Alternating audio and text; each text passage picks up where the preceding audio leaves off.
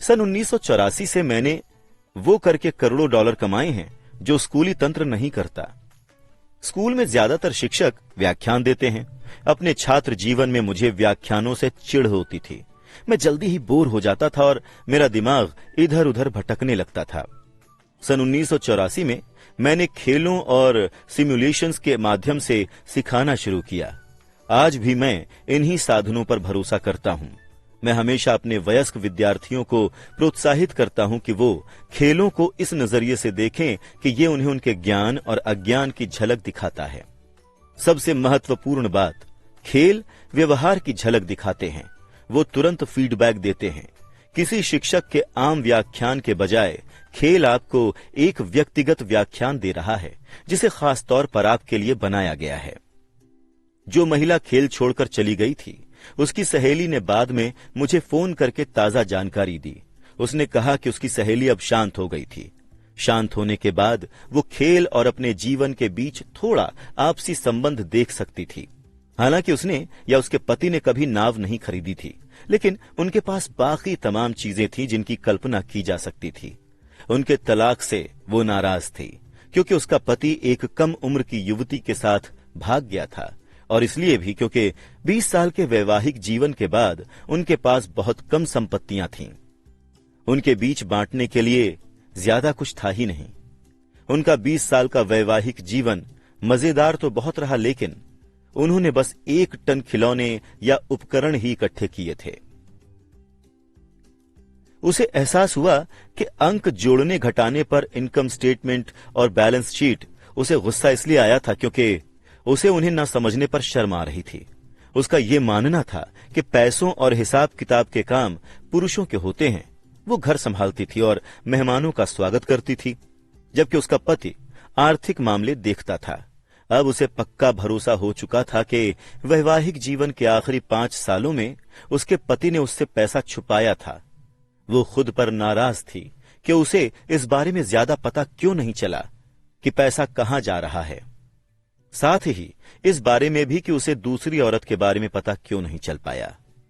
Board game की ही तरह संसार भी हमेशा हमें तुरंत फीडबैक देता है। यदि हम ध्यान दें तो हम काफी कुछ सीख सकते हैं। कुछ समय पहले एक दिन मैंने अपनी पत्नी से शिकायत की कि ड्राई क्लीनर्स ने मेरे पैंट सिकोड़ दिए हैं। पत्नी हल्के से मुस्कुराई और उसने पेट में उंगली गड़ाकर मुझे जानकारी दी कि पैंट नहीं सिकुड़ी है, कोई दूसरी चीज फैल गई है। कैश फ्लो गेम इस तरह से तैयार किया गया है ताकि हर खिलाड़ी को व्यक्तिगत फीडबैक मिल जाए। इसका उद्देश्य आपको विकल्प प्रदान करना है। अगर आपका नाव वाला कार्ड निकलता है और इससे आप कर्ज में आ जाते हैं तो सवाल है, अब आप क्या कर सकते हैं? आप कितने अलग अलग वित्तीय विकल्पों के बारे में सोच सकते हैं? यही इस खेल का उद्देश्य है, खिलाड़ियों को नए और विविध वित्तीय विकल्पों के बारे में सोचना सिखाना। संसार के हजारों लोग इस खेल को खेल चुके हैं। जो खिलाड़ी चूहा दौड़ से सबसे जल्दी बाहर निकलते हैं, वो ऐसे लोग होते हैं जिनके पास अंकों की समझ और रचनात्मक वित्तीय दिमाग होता है। वो ज्यादा वित्तीय विकल्पों को पहचान लेते हैं। अमीर लोग अक्सर रचनात्मक होते हैं और सुनियोजित जोखिम लेते हैं। जिन लोगों को सबसे ज्यादा समय लगता है, वो ऐसे लोग होते हैं जिनके पास अंकों की समझ नहीं होती और वो अक्सर निवेश की शक्ति को भी नहीं समझते हैं। कैश फ्लो खेलने वाले कई लोग ऐसे भी होते हैं जो इस खेल में पैसा तो काफी कमा लेते हैं, लेकिन उन्हें ये पता ही नहीं होता कि उस पैसे का क्या करें। हालांकि उनके पास पैसा होता है, लेकिन बाकी सभी खिलाड़ी उनसे आगे निकलते नजर आते हैं। और असली जिंदगी में भी यही होता है। ऐसे बहुत से लोग हैं जिनके पास पैसा तो बहुत है, लेकिन वो वित्तीय दृष्टि से आगे नहीं निकल पाते हैं। अपने विकल्पों को सीमित करना पुराने विचारों से चिपके रहने की तरह है। हाई स्कूल के समय का मेरा एक दोस्त है जो इस वक्त 3 नौकरियां एक साथ करता है। बरसों पहले वो सभी सहपाठियों में सबसे अमीर हुआ करता था। जब स्थानीय शुगर प्लांटेशन बंद हुआ तो जिस कंपनी में वो काम करता था वो भी बंद हो गई। उसके हिसाब से उसके पास सिर्फ एक ही विकल्प था और वो था पुराना विकल्प, कड़ी मेहनत करो। अब समस्या ये थी कि वो कोई बराबरी की नौकरी नहीं खोज पाया जो पुरानी कंपनी में उसकी वरिष्ठता को मान्यता दे। इसके फलस्वरूप उसके पास वर्तमान में जो नौकरियां हैं वो उसकी योग्यता की तुलना में बहुत नीचे की हैं। इसलिए उनकी तनख्वाह भी कम है। अब वो गुजारा करने लायक कमाई करने के लिए 3 नौकरियां करता है। मैंने कैश फ्लो खेलने वाले लोगों को यह शिकायत करते देखा है कि उनके पास सही अवसर वाले कार्ड नहीं आ रहे हैं, इसीलिए वो जहां के तहां बैठे रहते हैं।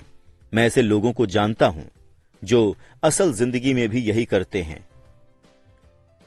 वो बैठे बैठे सही अवसर का इंतजार करते रहते हैं। मैंने यह भी देखा है कि कई लोगों को सही अवसर वाला कार्ड तो मिल जाता है, मगर उनके पास पर्याप्त पैसे नहीं होते। फिर वो शिकायत करते हैं कि अगर उनके पास ज्यादा पैसे होते तो वो चूहा दौड़ से बाहर निकल जाते, इसीलिए वो जहां के तहां बैठे रहते हैं। मैं असली जिंदगी में भी ऐसे लोगों को जानता हूं जो ठीक ऐसा ही करते हैं। उन्हें भी बेहतरीन सौदे दिखते हैं, लेकिन उनके पास उन्हें खरीदने के लिए पैसे नहीं होते। और मैंने ये भी देखा है कि लोगों को एक बेहतरीन अवसर वाला कार्ड मिलता है, वो उसे जोर से पढ़ते हैं, लेकिन उन्हें पता ही नहीं चलता कि वो एक बेहतरीन अवसर है। उनके पास पैसा होता है, समय भी होता है, कार्ड भी होता है, लेकिन वो उस अवसर को नहीं देख पाते जो उनकी नाक के ठीक नीचे मौजूद है। वो ये नहीं देख पाते कि ये चूहा दौड़ से बाहर निकलने की उनकी वित्तीय योजना में कैसे फिट होता है। और मेरे हिसाब से ऐसे लोग बाकी सभी लोगों से ज्यादा होते हैं। जिंदगी में कभी कभार मिलने वाला अवसर ज्यादातर लोगों के ठीक सामने खड़ा होता है, लेकिन वो उसे देख नहीं पाते। 1 साल बाद उन्हें उसके बारे में पता चलता है जब बाकी सभी लोग अमीर बन जाते हैं। वित्तीय बुद्धि का मतलब है ज्यादा विकल्प सोचना। अगर अवसर आपके पास नहीं आ रहे हैं तो आप अपनी वित्तीय स्थिति को बेहतर करने के लिए क्या कर सकते हैं? अगर कोई अवसर आपकी गोद में आ टपकता है, लेकिन आपके पास पैसा न हो और बैंक वाले उधार देने को तैयार न हो, तो आप उस अवसर से कैसे लाभ उठा सकते हैं? अगर आपका अनुमान गलत है और आपको अपनी उम्मीद के मुताबिक चीज नहीं मिलती है, तो आप किसी बुरी परिस्थिति को लाखों डॉलर में कैसे बदल सकते हैं? यही वित्तीय बुद्धि है।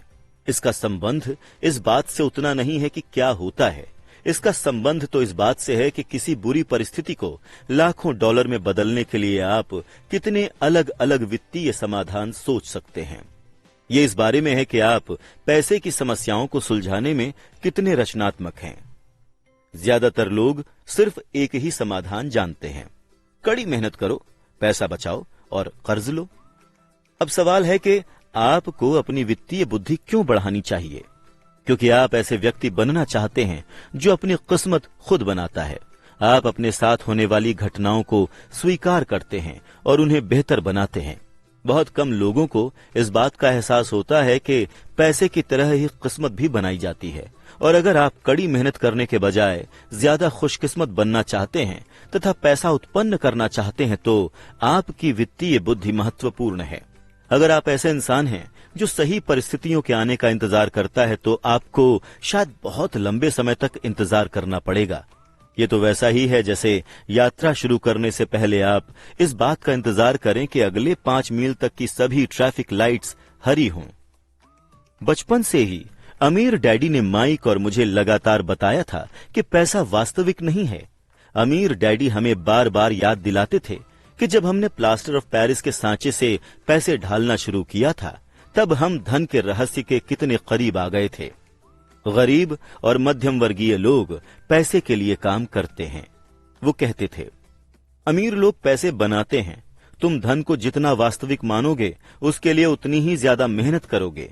अगर तुम इस विचार को दिल में उतार लोगे कि धन असली चीज नहीं है, तो तुम ज्यादा तेजी से ज्यादा अमीर बन सकते हो।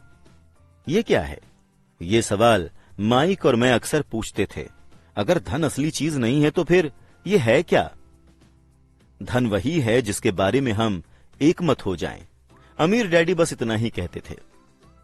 हमारा दिमाग हमारे पास मौजूद सबसे शक्तिशाली संपत्ति है। अगर इसे अच्छी तरह प्रशिक्षित कर दिया जाए तो ये लगभग तुरंत ही भारी दौलत उत्पन्न कर सकता है। अप्रशिक्षित मस्तिष्क बहुत गरीबी भी उत्पन्न कर सकता है, जो किसी परिवार में पीढ़ियों तक कायम रह सकती है। सूचना युग में पैसा बिजली की गति से बढ़ रहा है।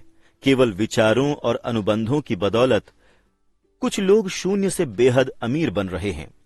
जो लोग जीविका के लिए शेयरों या निवेशों का कारोबार करते हैं वो इसे देखते हैं। अक्सर शून्य से लाखों करोड़ों डॉलर तुरंत ही कमाए जा सकते हैं, और शून्य से मेरा मतलब है कि पैसे के लेन देन के बिना।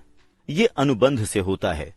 ट्रेडिंग पिट में हाथ के एक संकेत से लिस्बन में एक व्यापारी की स्क्रीन पर बत्ती जलती है। टोरंटो में व्यापारी की स्क्रीन पर सौदा उभरता है और वापस लिस्बन में बत्ती जल जाती है। मेरे ब्रोकर को खरीदने और एक पल बाद बेचने के लिए बस फोन भर करने की जरूरत होती है। इस पूरे मामले में पैसे का लेन देन कहीं नहीं हुआ, अनुबंधों का हुआ। तो अपनी वित्तीय प्रतिभा क्यों विकसित करें? इस सवाल का जवाब सिर्फ आप ही दे सकते हैं। मैं आपको बता सकता हूं कि मैं इस क्षेत्र में अपनी प्रतिभा क्यों विकसित कर रहा हूं। मैं ऐसा इसलिए करता हूं क्योंकि मैं तेजी से पैसे बनाना चाहता हूं। इसलिए नहीं क्योंकि मुझे जरूरत है, बल्कि इसलिए क्योंकि मैं ऐसा करना चाहता हूं। यह सीखने की बड़ी दिलचस्प प्रक्रिया है। मैं अपना वित्तीय IQ इसलिए विकसित करता हूं क्योंकि मैं संसार के सबसे तेज और सबसे बड़े खेल में शामिल होना चाहता हूं, और अपने छोटे तरीके से मैं मानवता के इस अभूतपूर्व विकास का हिस्सा बनना चाहता हूं। एक ऐसे युग का जहां इंसान अपने शरीर से नहीं बल्कि विशुद्ध रूप से अपने दिमाग से काम करते हैं। इसके अलावा यहीं पर रोमांच है। यही है जो हो रहा है। ये फैशन में है, ये भयावह है, और ये मजेदार भी है।